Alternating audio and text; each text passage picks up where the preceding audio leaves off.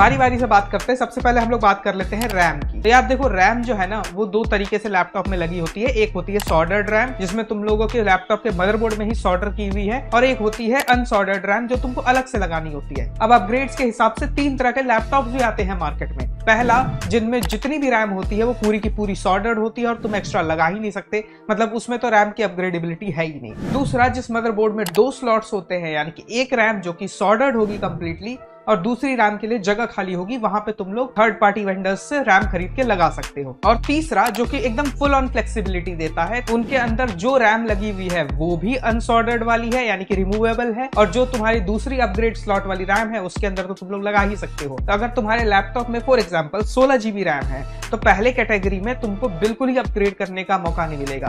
दूसरी कैटेगरी में वो 16 GB को तुम छू नहीं सकते, लेकिन उसके अलावा और 16 GB लगानी है तो लगा सकते हो। और तीसरे अपग्रेड में जो कि है फुल ऑन रिमूवेबल, उसके अंदर तुम वो लैपटॉप में ऑलरेडी इंस्टॉल्ड 16 GB की स्टिक निकाल भी सकते हो और उसके अंदर और भी भारी रैम लगा भी सकते हो। मान लो तुमको 32 GB रैम लगानी है पर स्टिक में, टोटल 64 GB रैम करनी है, तो तुम ये कर सकते हो। लेकिन इसमें इस बात का ध्यान रखना कि मदरबोर्ड के अंदर भी इतनी ज्यादा रैम का सपोर्ट होना चाहिए। अब ये तो हो गई कि तुमको देखना कैसे है कि अपग्रेड कर सकते हो या नहीं, लेकिन तुमको रैम लेते वक्त एक और चीज का ध्यान रखना है।